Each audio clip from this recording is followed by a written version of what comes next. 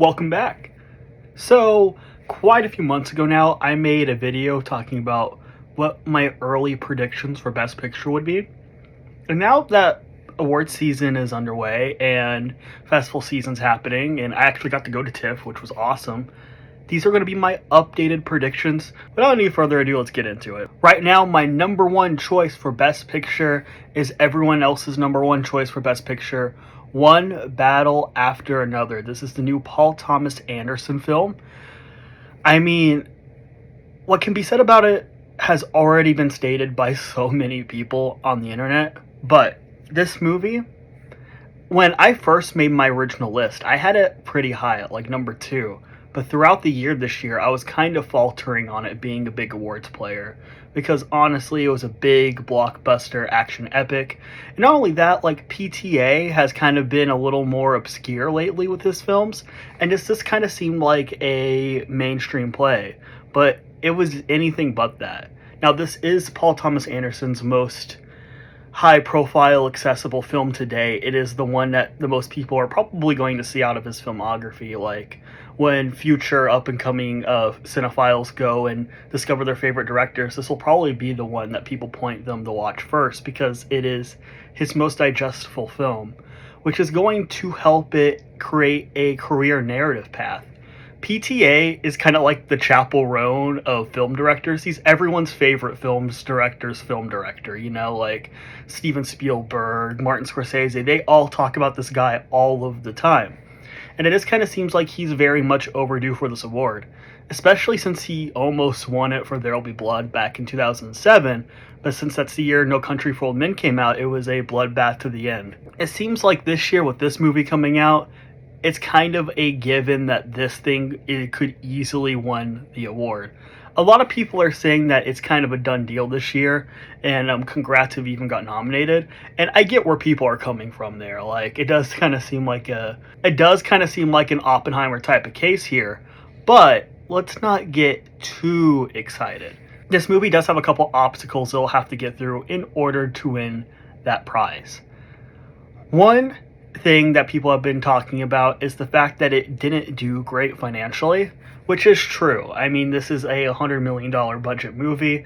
It'll make its money back through its domestic and foreign run, but definitely not just domestically, which is kind of again, for any other profile big budget movie like this, it would be known as a complete and utter bomb. But this is a little bit of a different case. I think going into this movie, everyone knew it would be more of a niche movie. Even though it is Paul Thomas Anderson's most successful high-profile film to date. I mean, this isn't like it's Oppenheimer. It's going to be this $300 million blockbuster movie, but nobody expected that from this movie. I think a lot of people, when they try to analyze the box office and think how that would correlate with Best Picture, are missing that the reason why it can correlate so easily with one another is because it can be shown as a disappointment. So a lot of times, if a movie gets a solid word of mouth, comes out in theaters, nobody sees it, then people stop talking about it. And then it's kind of known as a failure for the studio. One Battle After Another will not be looked at as a failure this award season. There's no way. For the year end, I mean, this will top several critics' top 10 lists. This movie will be talked about for a long time. It'll be re-released probably when more hype and more attention is placed on it after it gets 13 nominations. So I don't think that's something to worry about. I think the bigger thing to worry about is its potential backlash, which, look, every big Best Picture winning movie inevitably has its backlash. I think the biggest one we've seen it actually affect the overall result was La La Land versus Moonlight in 2016. But regardless, it happens a lot, and usually just nothing correlates with it. Weirdly enough, Oppenheimer, barely any backlash for that movie. I think it was just universally beloved, which is crazy. This movie will have a backlash, and the reason why this movie will have a backlash is because it's one of the most overtly political movies I've legitimately ever seen. It's actually crazy that this movie got made and that it exists in the way that it does. It does show kind of these radical leftists, people going in and actually creating violence. If this movie came out 10 to 15 years ago, there wouldn't be an issue here at all. It is a very, very, very politically divided time, as you know. I mean, even me just saying that sounds like, well, yeah, duh, of course, we all know that, right? But what's been going on with political violence lately within the media could correlate back to this film and potentially be something that would be against the film. For me, I don't have any issues with what this movie's trying to say or portray, and I think it is very, very smart about the way it addresses its own protagonist and even their own flaws and how they're kind of shaping the future in their own way. But we all know a lot of these kind of news pundits, they don't get nuance, they don't get subtlety, they get people riled up. And there's enough of a case for that that could potentially hurt this film from winning Best Picture, but I don't think the correlation between awards voters and the people who watch Fox News correlate that much. So I do think it's a safe bet to say that this will win Best Picture right now. I think we'll see. We'll see if something else rises, but right now this seems like the solid bet. Number 2 for Best Picture is Hamnet. So I saw Hamnet at the Toronto International Film Festival, and it is one of the most depressing movies I have ever seen, but people were just loving this film. I thought it was very good. I think it's a really great exploration of the story.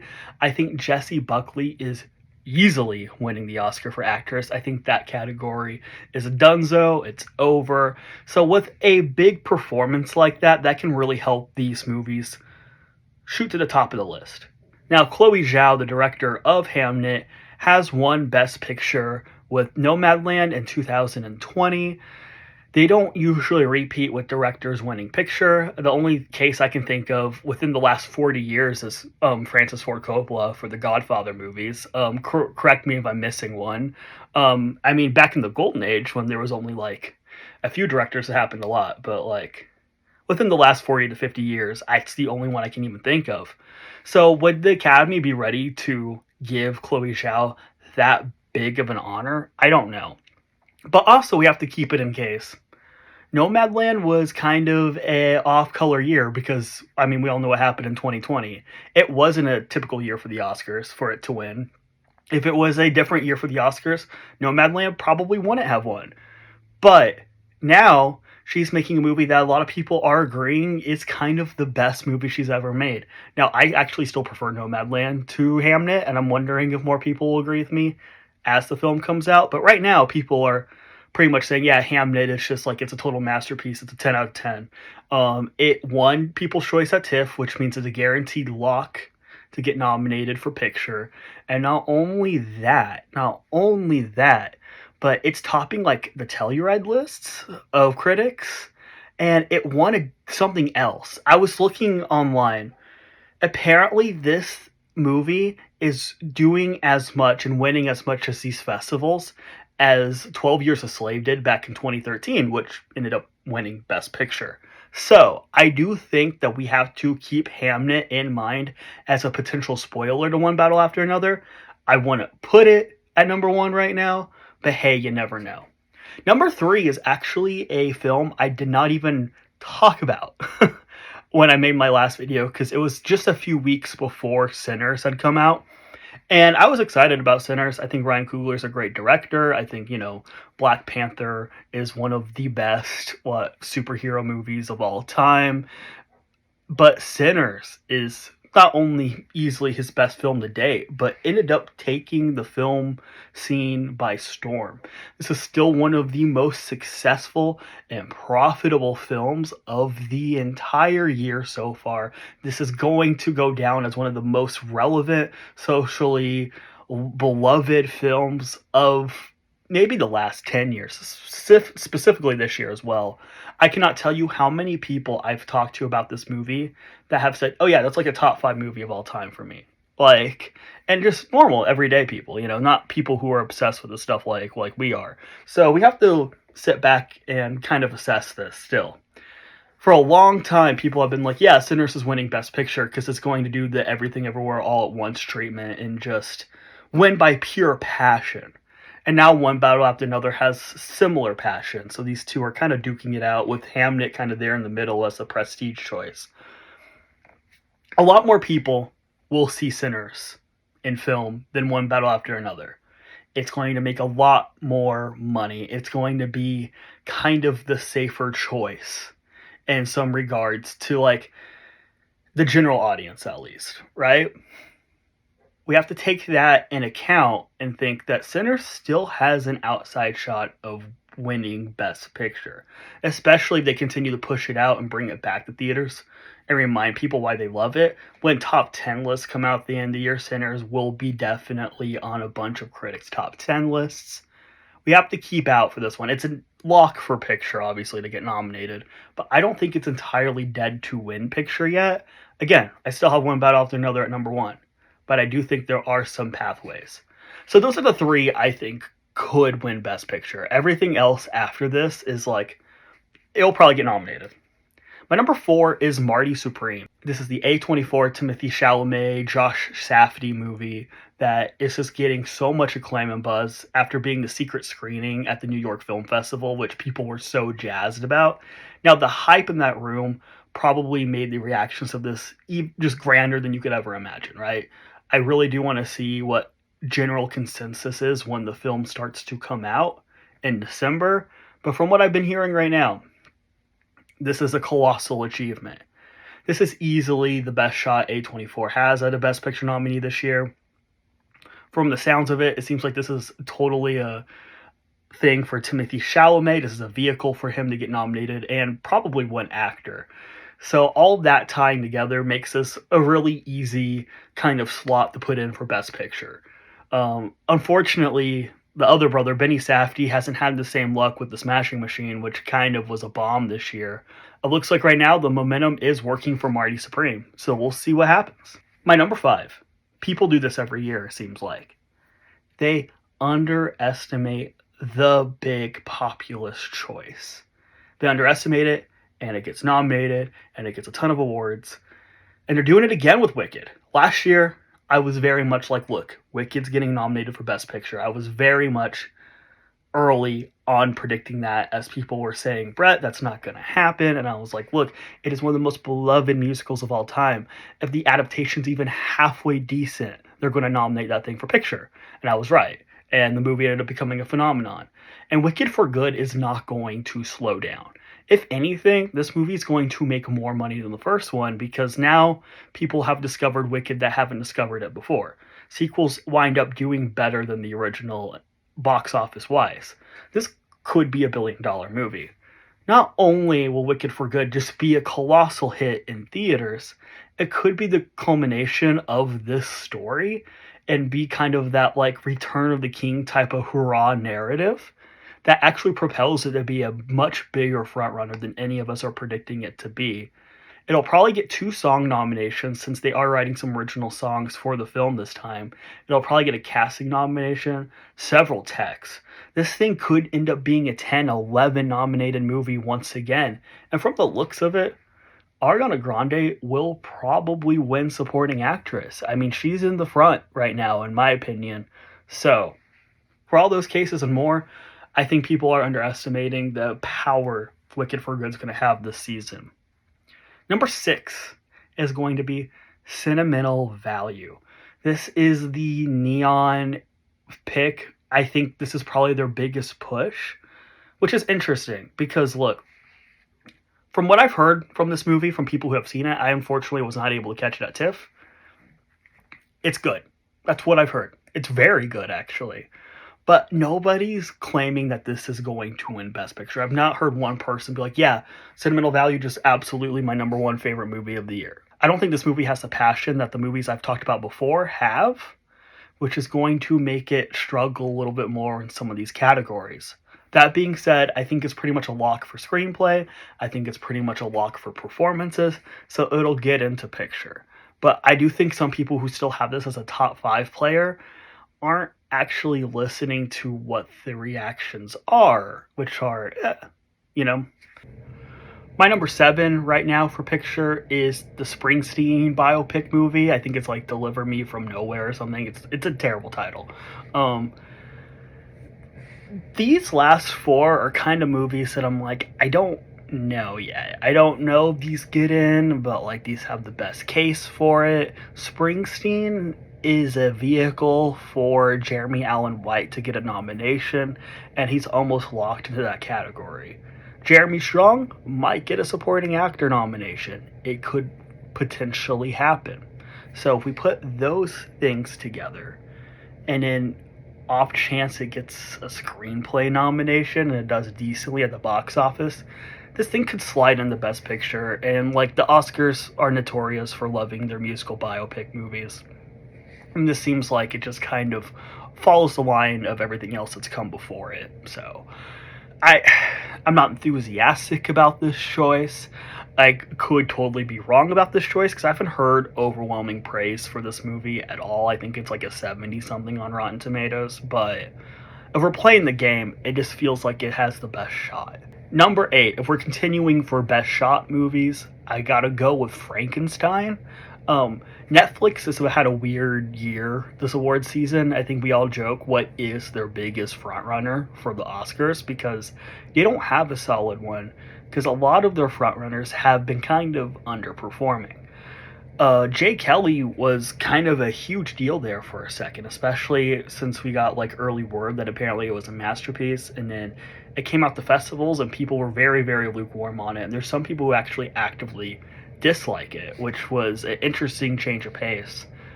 For me, I think Jay Kelly actually might have enough of a negative reaction for it to miss the picture nomination. I also think House of Dynamite, the Catherine Bigelow film, seems a little too slight to actually get nominated. I think some people are feeling kind of underwhelmed by that movie. It has a big critic response, but I don't know if enough people are going to see it.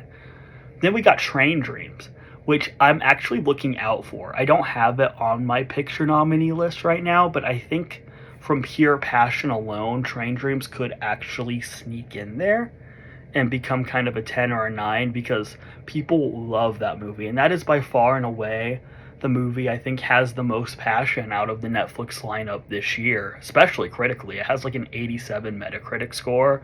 Like, I think we have to watch out for Train Dreams.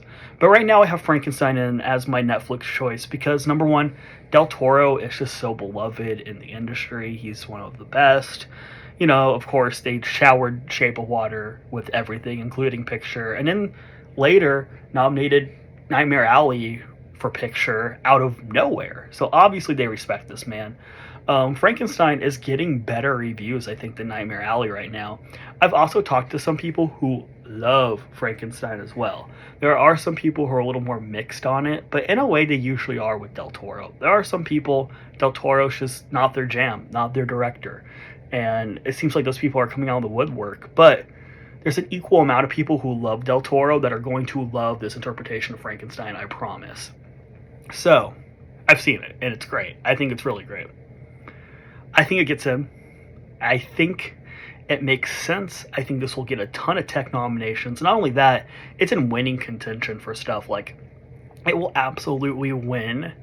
It will absolutely win hair and makeup. I don't see why it wouldn't. I think it'll win production design. I don't see why it wouldn't. I think it'll get nominated for cinematography. And that makeup and hairstyling win will lead to a supporting actor nomination for Jacob Elordi. That is happening. They do that all the time with hair and makeup winners. The actor in that hair and makeup will get nominated along with it. It happens over and over again, and people are underestimating that. With all of these nominations, it seems like it could have a pretty solid package. Not only that, it's not impossible for this thing to even get nominated for screenplay. And TIFF loved it. It got second place at People's Choice after Hamnet, so there's obviously people who are passionate and love this movie. My number 9. This is where we go, what are we doing here? I've thought about this a lot. In my first video I made, I had Avatar: The Way of Water in my honorable mentions. And the reason for this is I kind of went, you know what? The reason why Avatar 2 got nominated was because it had been over 10 years since the first one, and people were excited to see it, and it delivered on its promise.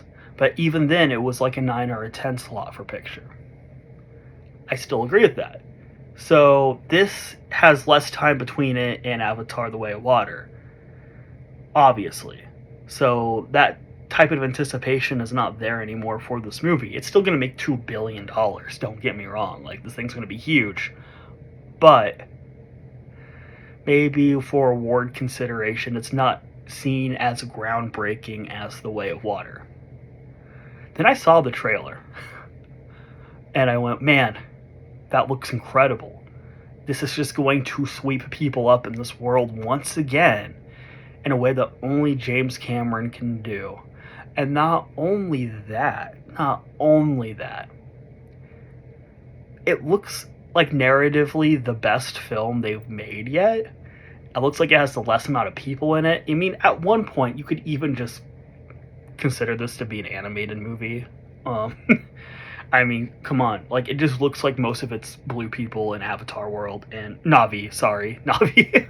And, like, that's really cool. But the thing is, if this ends up being narratively the best film and ends up making people like cry in the theater and care about Avatar again, why on earth would it not make the best picture lineup if the other two did? It just doesn't make sense for it not to. We cannot doubt James Cameron. If this gets in, we're never going to doubt an Avatar movie again. Just every time one comes out, we're like, all right, cool, save it a spot. But yeah, I really think it could happen. I really do. My 10th slot is It Was Just an Accident, the new Jafar Panahi film. This movie won Cannes. It won the Palme d'Or, which, you know, Anora did last year and went on to win Best Picture. This movie is not kind of the audience hit that Anora would be, but honestly, it's a lot more accessible than I thought it was going to be after what I heard at Cannes, which is this is a little bit more to digest. This is a very, very heavy film, but it's very entertaining and engaging in presentation. It's so well directed and helmed and written, and it's very timely to what's going on in our country with political violence as well, which I think makes it kind of an easy play for the Oscars if it gets the attention. Also, you know, Jafar Panahi is a man who's literally been arrested for making films before. I mean, the man's kind of a hero in the space, and he needs kind of the respect that he deserves within the industry. I can see him easily getting a Best Director nomination for this, and then putting him into the Best Picture lineup for It Was Just an Accident. So, what are some honorable mentions? Some movies I think could slide in, but I'm not sure. My biggest one is No Other Choice. I saw this at TIFF. It is one of the best movies of the year, probably the best movie I saw at TIFF. Incredible Park Chan-wook film, kind of reminiscent a little bit of the themes of Parasite. Another Neon pickup. That's the thing where it's like Neon has so many things they're juggling. Does this get lost in kind of the minutia of everything? But it is one of the most critically acclaimed films of the year, and it won international film over sentimental value at TIFF, which means it definitely has the passion for that thing to do even more. So it could drive my car and just show up at these award ceremonies, and I'm kind of really hoping that's the case. I'd love if this knocked off like a Springsteen or something. Like, we don't need that to get nominated. Like, we're cool with this, right? So yeah. What else is there? It's This Thing On is one that I've been flirting with a bit for Best Picture. It very much seems like most people who saw it at NIF thought it was solid. I saw a lot of 8s, a lot of 7s on Letterboxd. That isn't enough for me just to pull the trigger on it for picture yet. But to be honest, this could be a screenplay nomination. This could be a Will Arnett actor nomination. There's a few places it could get into and just kind of slide its way in there. We mentioned Jake Kelly and Train Dreams before, and House of Dynamite. None of those are dead yet. I don't think any of those are dead yet. So keep on the lookout for those. Some things that could be dead, that could rise out of nowhere. Life of Chuck is one I had very high up on this list in the last video I made because it won People's Choice last year at TIFF. Made no splash or cultural impact when it came out during the summer, unfortunately, because I think it's a very good film. Seems like it's out of people's heads now. But, you know, if Neon does a last minute push because sentimental value kind of underwhelms in a way they didn't realize it would, you never know. And Rental Family really bombed at TIFF. So I don't think it's going to do anything, but I guess You never know. I hope not. I thought it was bad. I'm really glad I didn't do well. But yeah. Thank you guys so much for watching. Make sure to like and subscribe to the channel for more content like this, just thoughtful discussions about movies and art at large. And I'll see you in the next video. Bye, guys.